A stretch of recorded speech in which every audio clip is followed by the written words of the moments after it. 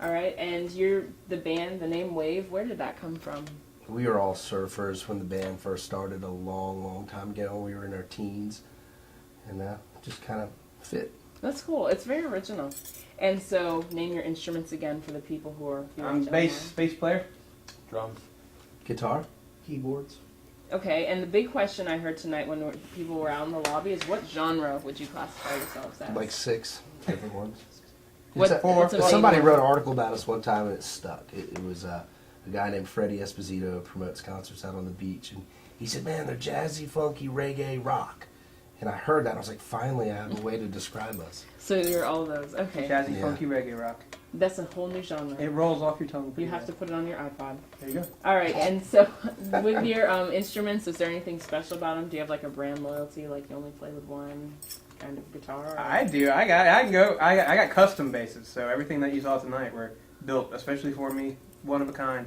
Wow. The design and everything, and one was a guy in Exeter, New Hampshire, and one was a local guy here. Wow, that's nice. The one you were playing with tonight, who's that made by? That was made by a guy named Chris Stanball in Exeter, New Hampshire, and I drew up the body design and told him everything I wanted, and 8 months later it showed up on my doorstep. Wow, nice. That's Yeah, it's baller. great. That's very nice. And what is your favorite show that you've played so far? Well, this one was pretty good. The one that our CD is Yeah. from, it was a club downtown called Blazuz, and they had a new club. They set the stage up really well, and they got a good sound system, and just was really good. It was so good that we ended up making a CD out of it. That's cool. And what is your biggest challenge as a band? What would you say? For me, coming in 10 years later, just learning the material has been my challenge. These guys are just steeped with the material, so I'm basically playing catch up most of the time.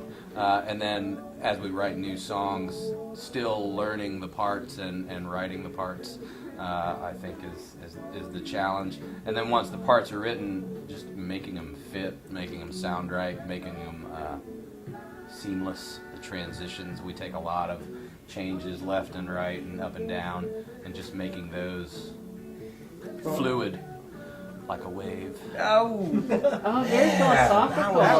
man. That's Did you write all that down? We're videoing it. I know, we'll have to write Man, that. I wish you would have did that on the last like a one they thesis. videoed. I've only So said here, I'll that explain it to you in English now. When we first started playing, there was a drummer, a good friend of ours, who's now gone on to bigger and better things.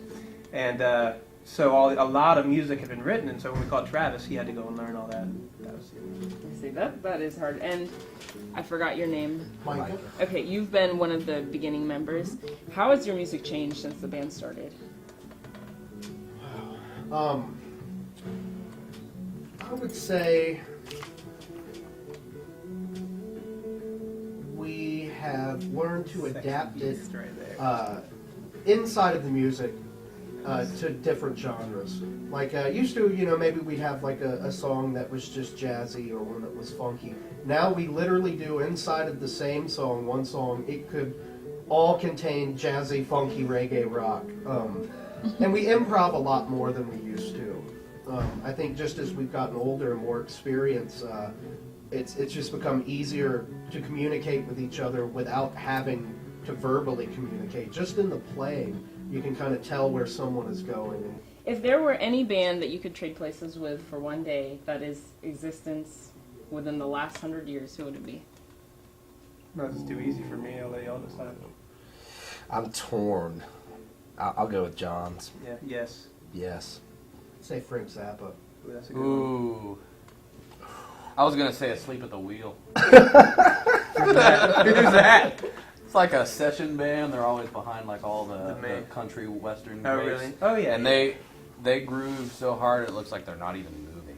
Like the drummer looks like he's asleep. I would be like either Yes, I'm which just- is like the non-funkiest band, or like the Headhunters. You know what I mean? Like Yeah. Herbie Hancock, that type of thing. So, but yeah. Okay, gotcha. And, alright, this is a wild card question. When you guys are like going out and performing and stuff like this, how many times a week do you brush your teeth? God, I'm a brush my teeth aholic. Really? 3 times a day? Maybe 4? Not 4. Not for. Dennis said you don't want to brush your gums away. Yeah.